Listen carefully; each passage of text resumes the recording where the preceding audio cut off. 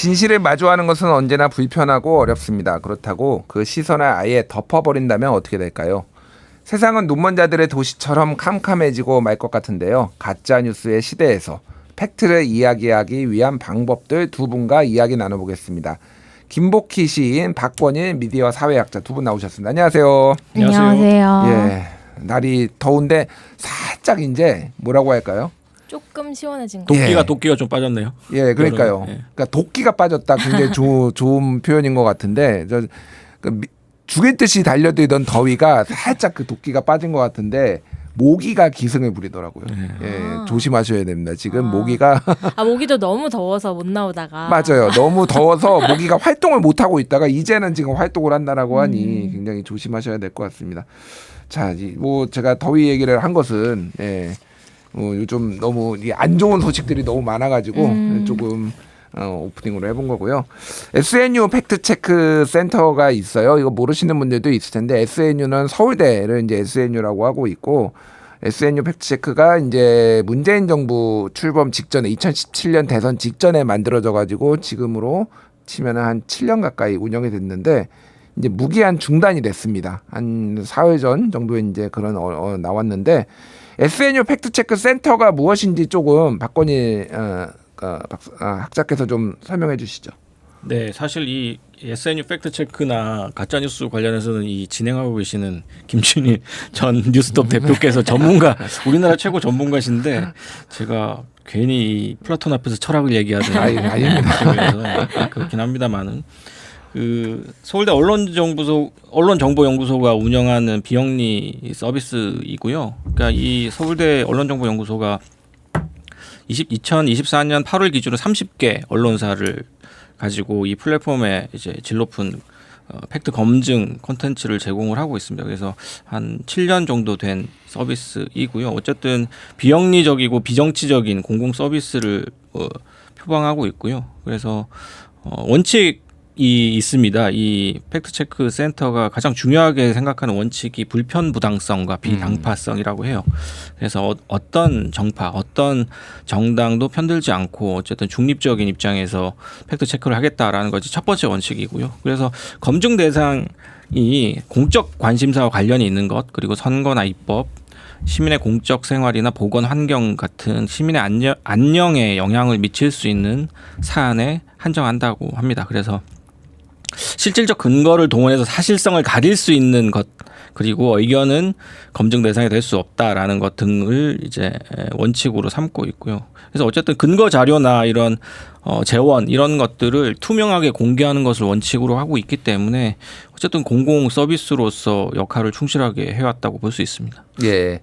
뭐 제가 조금 이제 부연 설명을 하자면은 워낙 잘 설명해 주셨지만 제가 이제 뭐 팩트 체크 저널리즘이나 이런 거 한 100번 이상 강의를 해가지고 대학이나 뭐 이런 데서 뭐 기자들 대상으로 강의를 해서 그러니까 팩트 체크 저널리즘이 나온 지는 한 35년 정도 됐는데 특히 이제 주목을 받은 게 소위 말하는 페이크 뉴스 현상이 나타나면서 이거를 조금 정밀하게 검증을 하는 게 필요하겠다 이런 식으로 분위기가 한 2010년대 중반 미국에서 특히 이제 관심을 많이 끌었고 그러면서 가짜뉴스에 대한 대응하기 위한 방법으로 팩트 체크를 잘해야 된다라고 해서 언론사들이 많이 했고요. 특히 이제 2016년 대선에서 힐러리와 이제 트럼프가 붙었을 때 그 후보들의 어떤 공약이나 이런 발언들에 대해서 거짓말을 누가 많이 하느냐 이런 걸 가지고 이제 팩트 체크를 하면서 그게 2017년 대선 우리나라에도 이제 언론사들이 관심을 가지면서 굉장히 많은 언론사들이 지금 하고 있고 30개 정도 언론사가 SNU 팩트체크 회원사인데 뭐 이름 들으면 다 아시는 뭐 조선일보, 중앙일보, 뭐 한국일보, KBS, SBS, 뭐 MBC 뭐 이런 언론사들이 지금 회원사로 들어가 있었고 제가 예전에 소속돼 있었던 뉴스톱이라는 매체도 팩트체크 전문 언론으로 이제 예전에 이제 팩트체크를 했습니다. 그래서 SNU 팩트체크 센터의 활동과 성과 간단히 좀 얘기를 좀 해주시고 박건희 학자께서 얘기를 해주시고 다음으로 넘어갈게요. 어떤 내용들이 좀 있을까요? 네, 뭐 말씀해 주셨다시피 최근 들어서 이제 트럼프나 이런 현상들, 소위 포퓰리즘 현상이 강해지면서 대안적 사실이란 말이 나오고 그래서 사실 자체를 비틀고 왜곡하는 것을 대안적 사실이란 말로 포장을 하거나 아니면 이제 탈진실이라고도 하죠. 포스트 트루스라는 말이 유행어가 될 정도로 전 세계적으로 이를테면 디스인포메이션이라고 하는 허위 정보가 범람을 하게 되었습니다. 이게 뭐 여러 가지 이유가 있겠지만 사실은 기존의 인쇄 매체나 방송 매체를 넘어서 인터넷 매체, 그러니까 정보량 자체가 굉장히 늘어나면서 일어난 현상이라고 볼 수 있고요. 그러다 보니까 사실은 정치권이나 정치인들 혹은 범죄자들이 이런 정보를 허위로 유통시키면서 이익을 얻으려고 하는 시도들이 늘어났고, 그러면서 팩트 체크라는 것이 이제 등장은 35년이 됐지만 최근 들어서 오히려 필요성이 더 늘어난 거라고 볼 수 있습니다. 그래서 팩트 체크라는 말 자체는 사실 예전부터 있었지만 최근 들어서 이 팩트 체크의 필요성이 사회적으로 좀 많이 이야기가 되어 왔다. 그리고 이 팩트 체크라는 말이 우리나라에서 이제 굉장히 시민권을 얻었다고 할까요? 많이 쓰이게 된 것이 이 SNU 팩트 체크 센터의 활동의 가장 큰 성과라고 볼 수 있습니다.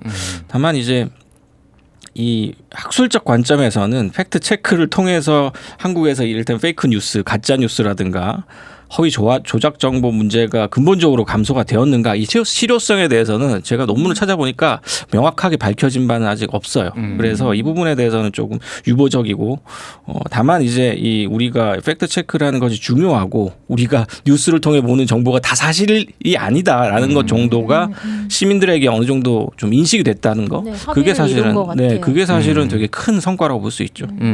김복희 시인께서는 뭐 팩트 체크 하면은 좀 떠올리는 게 어떤 게 있으실까요? 사실 저는 학교에서 미디어 리터러시 교육을 해야 되거든요. 아, 그러시군요. 네, 예. 그게 교육 과정 안에 들어가 있어요. 그래서 미디어 리터러시 얘기를 할 때 팩트체크 센터도 얘기해주고, 뉴스를 그대로 받아들여서는 안 된다. 뉴스 생산 주체가 누군지도 봐야 되고 그것이 어떤 펀딩을 받았는지도 봐야 된다. 이런 얘기도 같이 하거든요.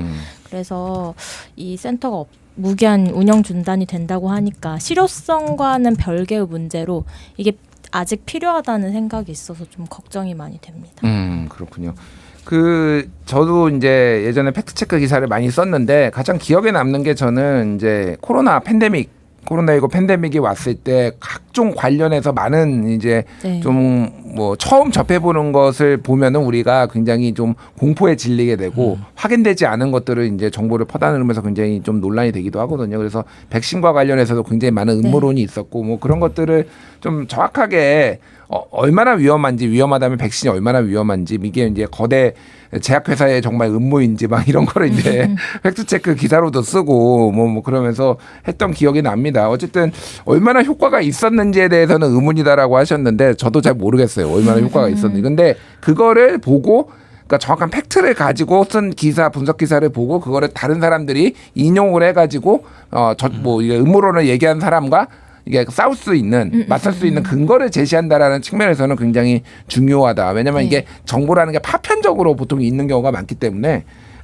그런 경우가 굉장히 많은 것 같습니다. 그리고 뭐 연구 하나만 소개시켜드리면은 미국에서 이제 연구를 한 건데 정치인들 대상으로 한 거예요. 정치인들의 발언에 계속 팩트 체크를 하니까 거짓말을 하는 횟수가 한 10% 줄어들어. 뭐 그런 연구가 논문이 계속 있어요. 누가 고발을 하고 막 신경을 쓰니까 말 자체가 주는 거예요. 거짓말하는 횟수. 뭐하여간 특정 기간에 이제 끊어서 했는데 계속 지적을 당하니까 한 10% 정도 좀 조심스럽게 이제 발언을 한다. 뭐. 그 정도 유의미한 숫자 같은데요. 10% 굉장히 정도면. 유의미하지 그런가요? 않은지. 뭐, 네, 하여간 10%면은. 우리나라에서도 논문이 나오지만 미국에서 한 30년이 넘었기 때문에 네. 그런 데이터들이 상당히 많습니다. 어쨌든 이제 이런 팩트체크의 중요성에 대해서는 사회적으로 공감대가 있었는데 SNU 팩트체크 센터가 무기한 운영 중단을 선언하게 된 배경, 7년이나 잘 운영이 됐는데 뭐 이런 건 좀 어떻게 봐야 될까요?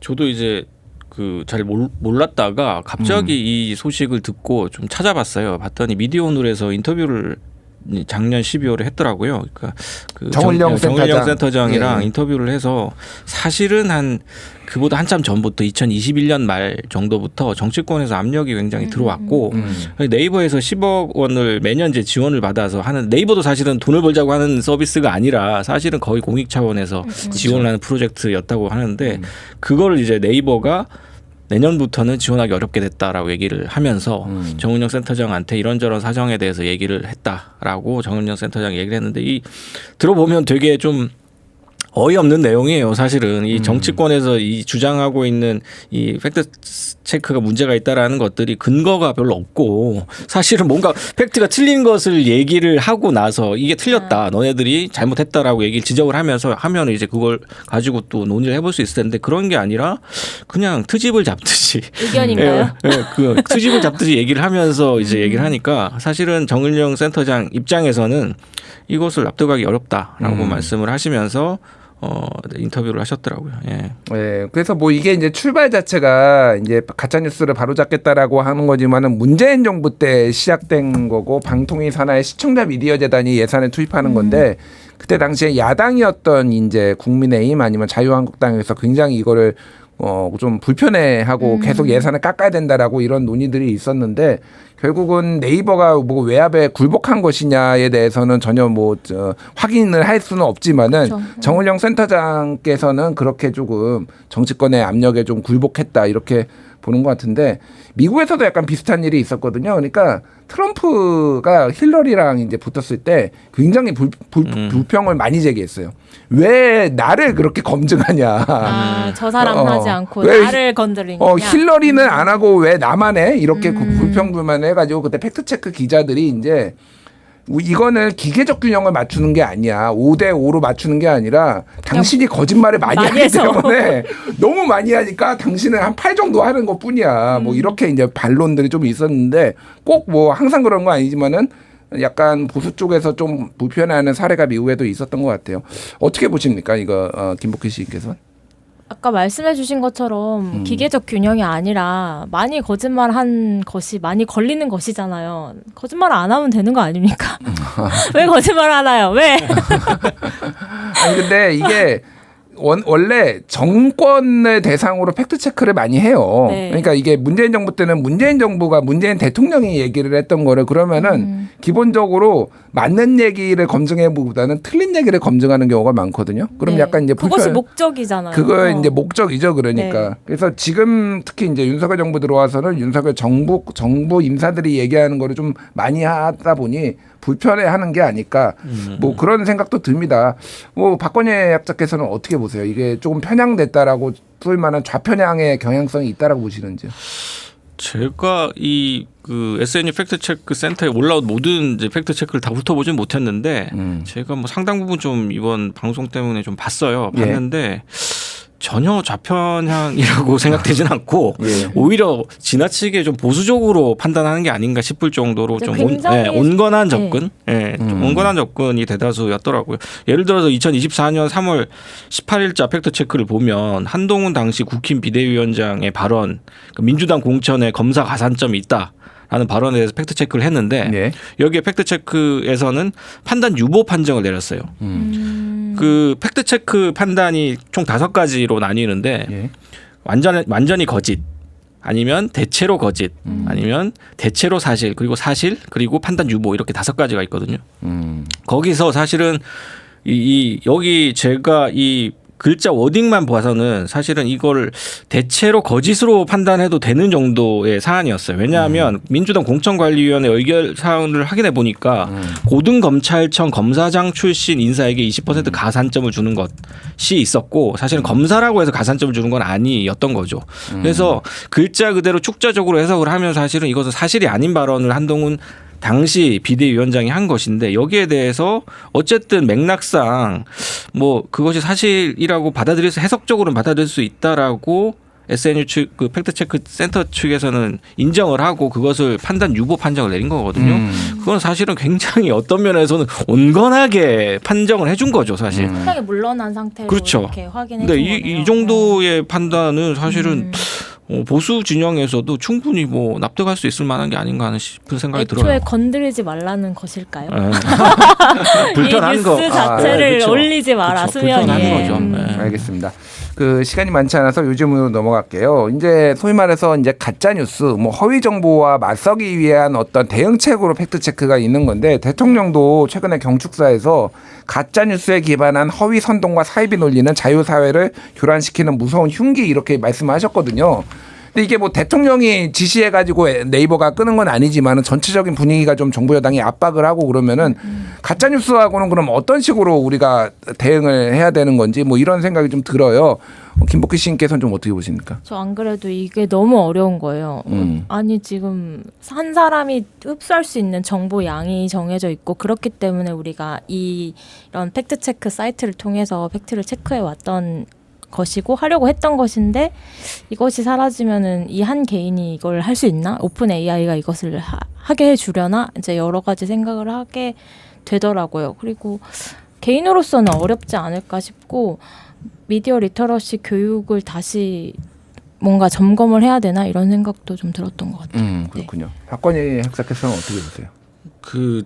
이게 뭐 한 번 해결할 수 있는 방법 같은 건 없을 것 같고 일단 지금 팩트 체크를 여러 매체들에서 진행은 하고 있어요 각자. 근데 이제 이걸 모아서 보여줄 수 있을 만한 플랫폼이 SNU 팩트 체크 센터였는데 이게 없어지다 보니까 사실은 좀 잇몸으로 버텨야 되는. 그러니까 여러 팩트 체크 자잘한 팩트 체크 매체들이 서로 이제 그것들을 가지고 버텨야 되는 상황이 된 거고 그런 면에서 상당히 큰 손실. 당분간은 이 팩트 체크라는 문제에 있어서 좀 혼란스럽기도 하고 큰 손실이 있다라고 생각이 들고요. 다만 이제 이번 사건을 통해서 제가 좀 한 가지 생각했던 거는 네이버의 이 정치권에서 압력을 넣자마자 이렇게 이제 지금 갑자기 중단이 되는 걸 보면 역시 이것이 사기업의 어떤 후원이나 재정 지원에 의존을 하는 방식이 어떤 면에서 되게 리스크가 있다. 그래서 맞아요. 재정적으로 독립을 한다는 것이 중요하고 그렇게 하려면 어쨌든 자율성을 확보하기 위해서는 개개인의 후원 모델을 통해서 좀 재정 독립성을 가지고 운영하는 것이 어떻나 하는 생각도 좀 들었습니다. 그러게 이제 우리나라 그러니까 미국 같은 경우에는 포인터 재단의 이제 IFCN 인터내셔널 팩트체킹 네트워크라는 게 이제 이런 역할을 하는데 이게 이런 식으로 조금 한 기업에 전적으로 의존하지는 않거든요. 공공적인 어떤 펀딩을 받아서 하는 경우라서 하는 거라서 우리나라가 좀 그런 거에 많이 취약한 거 아닌가 그런 생각이 듭니다. 시간이 많지 않은데 작가님 짧게 시인님 네. 어떤 뭐 문학 작품 중에서 네네. 뭐 이런 걸 다룬 게 있을까요? 이런 이슈 자체라기보다는 어떤 사안에 대해서 우리가 좀 광복절도 최근에 있고 해가지고 제가 만화책인데요. 예. 미즈키 시게루라는 작가가 그린 만화고 전원 옥쇠하라라는 만화가 있어요. 제2세계 대전 때 일본인 병사로서 참전을 했다가 이 전쟁이 절대로 일본에서 주장하는 것처럼 아름다운 청년이 죽어서 아름다워지는 그런 전쟁이 아니라는 거를 진실을 자전적으로 알린. 네, 밝힌 만화책이 있거든요. 알겠습니다. 그것을 보시면 재밌으실 것 같습니다. 알겠습니다. 오늘 공간 칼럼 SNU 팩트체크 이야기 나눠봤습니다. 두 분 고맙습니다. 네, 감사합니다. 감사합니다.